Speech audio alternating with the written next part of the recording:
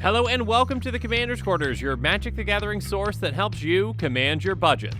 This show and episodes like this one are possible thanks to viewers like you. If you're looking for an easy way to help support this show, make sure that you like, share, and subscribe. Also, hit that bell notification icon so you don't miss any new episodes. You can also go check out our playmats and other merchandise at thecommandersquarters.com. We also have a ton of brand new t-shirt designs in stock, so make sure you check out those as well.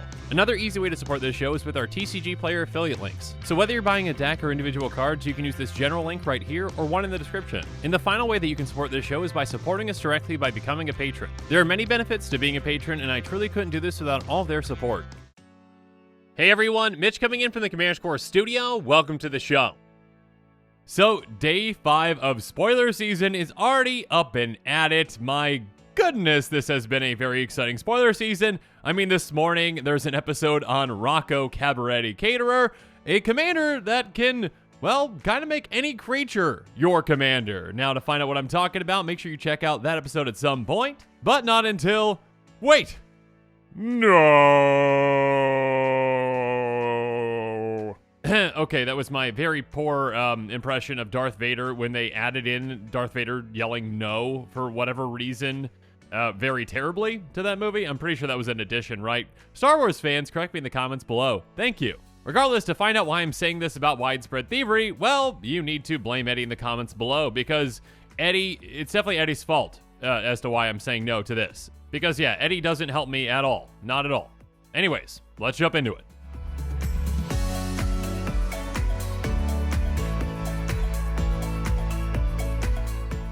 So first up, a big thank you to MTG Goldfish for the translated version of this card. Widespread Thievery is an enchantment for 2 in a red, and it has Hideaway 5. When this enchantment enters the battlefield, look at the top 5 cards of your library, exile 1 face down, then put the rest on the bottom in a random order. So Hideaway is a mechanic that they brought back, but it's slightly different now, and we'll actually talk about that here in a bit. But basically, yeah, you can exile one of your cards, then eventually, with, some kind of a requirement met, you get to cast that card for free. Or I guess I should say, sometimes that requirement is free, regardless. But the rest of this card is what really makes it interesting, and actually why this episode exists in the first place. Whenever you cast a multicolored spell, create a treasured token. That seems like a really cool thing that, decks that play a ton of multicolored spells in them can, get additional value. Kind of like a ritual effect, but even better so because you get to keep that treasure around. But now let's keep reading. Then you may pay Wooburg. If you do, you may play the exile card without paying its mana cost. This is where I said, no. Okay, sorry for the bad Vader impression again. This card originally had a very non-restrictive color identity, right? I mean, just red. As long as your commander has red in the color identity, cool, you can use this card. But of course, no longer because of those last 2 sentences of text. Nope, you need to be in a 5-color deck to use this card. Now, obviously, there are some commanders that are going to absolutely love this card still, and we'll talk about those here in a bit. But this card, I think, had a lot more potential, and that potential is just, well, I understand that, yes, okay, cool, all right, you make treasures with this, then eventually you can get the amount of mana that you need to, or the colors of mana that you need to with those treasures to play that exile card without paying its mana cost. Cool! Although you are, spending 5 mana to do so, so that might not be worth it in and of itself. But yeah, creating treasures whenever you cast multicolored spells is just a pretty cool and powerful effect.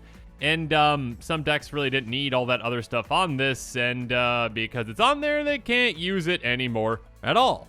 And yes, I know that not every single card out there is designed for Commander in mind, but still, I think that there's a couple of commanders out there, players who have commanders out there that really were excited about this card probably when they first started reading it, and then they're like, oh no, there's Wooburg in the cost, I cannot use this. And actually, there's one other change, too, with this card and some of the other ones in this set that I'll bring up as well that might not, be as exciting for a certain commander out there, too. So let's cover those, and then let's talk about the commanders that really want to use this spell. And the first commander that came to my mind that is most definitely doing a Vader no impression right now is General Ferris Rockrick. He has Hexproof and monocolored, and whenever you cast a multicolored spell, create a 4/4 red and white Golem Artifact creature token. So yeah, General Ferris Rockrick is all about those multicolored spells. I mean, you get a good amount of value out of those just by casting them. I mean, you're getting golem after golem after golem in a 4/4 when you're casting, say 2 mana, or even, in some cases with, a Boros mana symbol. A 1 mana spell to make a 4/4, yeah, that's a good amount of value. And this would have been even more value with this brand new card if, again, it didn't have that restriction for, just being in a 5-color deck. Because, yeah, then every single multicolored spell you cast would make a treasure, and General Ferris Rockrick would have loved this. Another commander that would have loved this is Rien, Angel of Rebirth, another multicolor matters commander. Other multicolored creatures you control get +1/+0, and whenever another multicolored creature you control dies, return to its owner's hand at the beginning of the next end step. So this pumps your multicolored creatures and also brings them back to your hand when they die. So yeah, you've got a ton of multicolored spells in this deck, so yes, an enchantment that gives you a treasure every single time you cast one of those spells. This commander would definitely love that as well, but alas, it is not so, because Rien is a 3-color commander and could not utilize this 5-color enchantment. Now, one other giant fail, in my opinion, actually works with the way that Hideaway works now. Now, Grenzo Dungeon Warden is a very spicy commander, so let's just go over that really quick, because this is a commander that I kind of also thought about, with this new enchantment, but again, with Wooburg, it can't fit in there anyways. Regardless, Grenzo's going to enter with X counters on it, and by paying 2, you can put the bottom card of your library into your graveyard. If it's a creature card with power less than or equal to Grenzo's power, you put it onto the battlefield. So Grenzo can just start getting creatures off the bottom of your library, and being able to set the bottom of your library is important with this commander. So some cards that do work well in that deck are the Hideaway lands in these colors like Spine Rock Null, which says Hideaway. This land enters the battlefield tapped. When it does, look at the top 4 cards of your library, exile 1 face down, then put the rest on the bottom of your library. Now, this is how the original mechanic worked, and now obviously there's a slight change, and we can actually see that obviously on Cemetery Tampering as well, which also would work in Grenzo, and not because of a color identity issue, but there's a change. Because with this, it says Hideaway 5, which now means that when this enchantment enters the battlefield, you look at the top 5 cards of your library, exile 1 face down, then put the rest on the bottom in a random order. Wizards, why in the world did you just add that? No reason. There's no reason for you to add that. I understand, sure, cool, all right, put Hideaway 5. That's different than just regular Hideaway or whatever. Or maybe we'd say Hideaway 4 on those. What? Why? Why did you need to change it to be random instead of, whatever order you want? So yeah, these new Hideaway cards just don't go with Grenzo because we decided that random is better for some reason. Wizards, get it together. And yeah, actually, just really quick, just to clarify, yes, the original ruled 702.74 Hideaway. It says 702.74A. Hideaway represents a static ability and a triggered ability. Hideaway means this permanent enters the battlefield tapped, and when this permanent enters the battlefield, look at the top 4 cards of your library. Exile one of them face down and put the rest on the bottom of your library in any order. Any order, Wizards. Stop being the fun police. Okay, now that that's out of my system, let's talk about commanders that really want this card.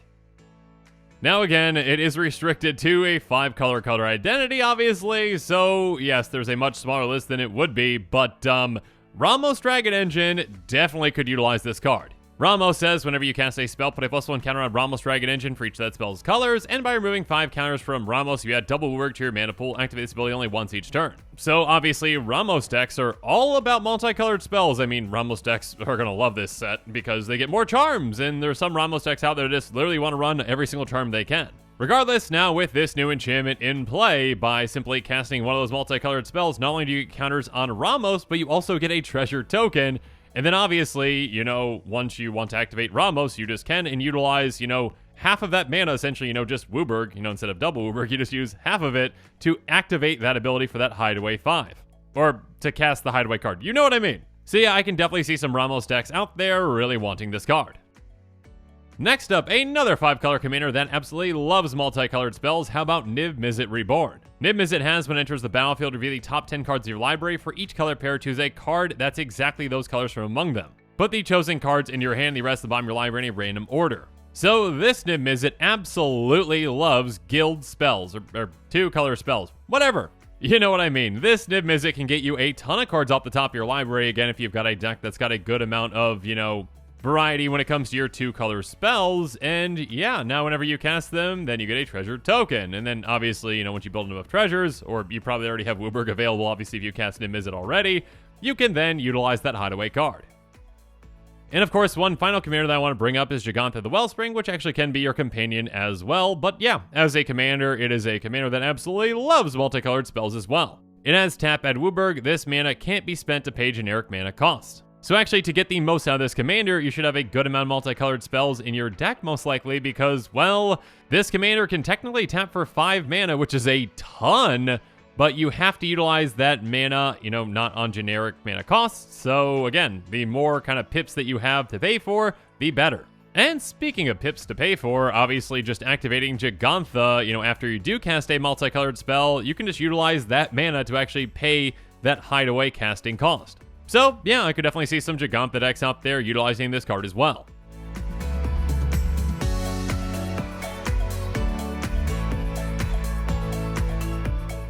But now as this episode has come to a close, it's time for me to give you my final thoughts on Widespread Thievery. Yeah, this is the type of card that I think had a lot more potential if it was just designed slightly differently. I mean, even if we just got an enchantment that literally didn't have that hideaway 5, or, obviously then in that case, the paying the Wooburg, if it literally just said, whenever you cast a multicolored spell, create a treasure token, I think there would be even more decks out there that would be playing this. Or if you still had the hideaway, you could have worded it differently, so instead of it being, hey, pay Wooburg to do this, you could have been like, hey, sacrifice 5 treasures to do this. So then the card's color identity isn't incredibly restrictive because you just throw Wooburg on a card. Again, General Ferris Rockrick would absolutely love this card, but unfortunately, again, it's not in the color identity because of that Wooburg. And then also, Grenzo would love these hideaway cards, but yeah, unfortunately, Wizards decide to be the fun police and take out, any order and put random order for whatever reason, just to make the hideaway mechanic more confusing for everyone. Regardless, off my soapbox, I'm sure there are plenty of decks out there that are still really excited about this one, though, like, Ramos decks. Again, Ramos decks, you are getting a ton of cards from this set that you're going to be really excited about, I am sure, including all those charms. So yeah, rejoice, because now you've got another card to potentially be excited about with Widespread Thievery. Regardless, if you haven't seen my other quick takes, from earlier today, yesterday, day before, last week, lots of quick takes from the spoiler season. Make sure you check those out. And also, there are going to be more exciting cards coming out, I am sure, so make sure you're on the lookout for those as well. And with that, the show is coming to a close, so it's my turn to hear from you. So in the comments below, let me know what your thoughts on this episode are, and as always, thanks again and have a good one.